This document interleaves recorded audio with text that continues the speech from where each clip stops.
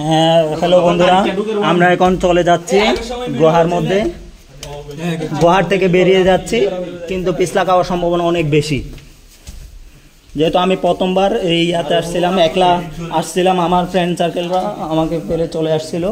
এই যে দেখেন সবাই আস্তে আস্তে আস্তে আস্তে আস্তে আস্তে আস্তে, এই যে দেখেন অনেক কষ্ট করে হাঁটে আসতে হয়। আস্তে আস্তে কে জানি একটা পড়ে গেছিল, আমরা শব্দ পাইছি কিন্তু দেখাতে ব্যর্থ হয়েছি। আমার বন্ধুরা এই যে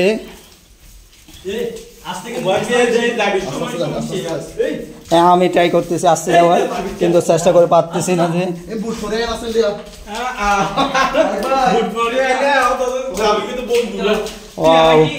ভিতরের দৃশ্যটা অনেক সুন্দর।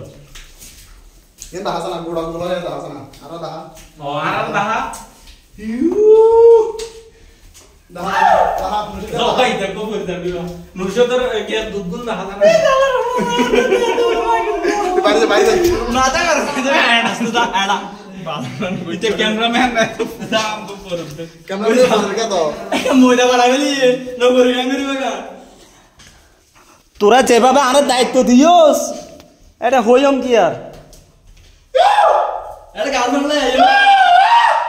আসলে এখানে যদি আমরা যদি বন্দিও হয়ে যাই, এখানে যে কেউ খবর পাবে এই এই বিষয়টা যে কেউ জানতে পারবে এমন কেউ নাই। আমাদের আত্মীয় স্বজন তো দূরের কথা, এখানে যে একটা ঘর থাকার বা এই আশ্রয় নেওয়ার মতো কোনো একটা জায়গা পর্যন্ত নাই এখানে।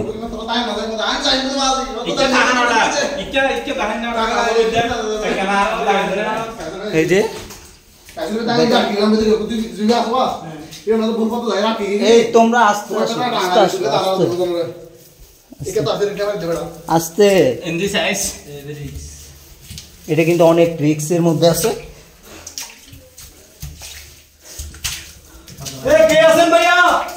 গুহাটা কিন্তু খুব চিকন, গুহাটা কিন্তু খুব চিকন। আমাকে যাওয়ার সুযোগ দাও,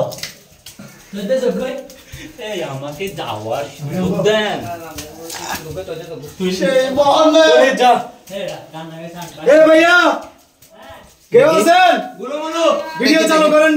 দেখি দেখি দেখি, আমাকে জায়গা দাও।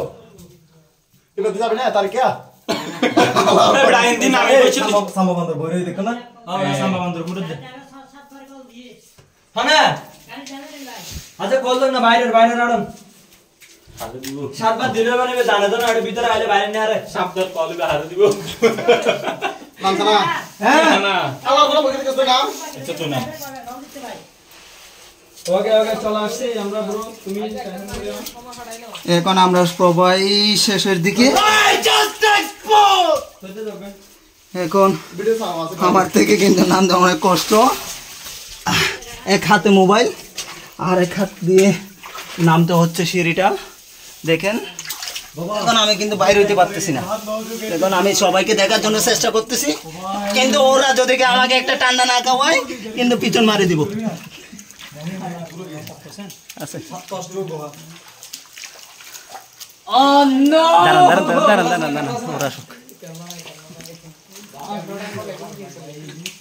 এই যে ওনার সাহসে আমরা ঢুকছিলাম ভিতরে। আরেকজন আছে, আরেকজন আছে। ভাই আপনি আসেন কই?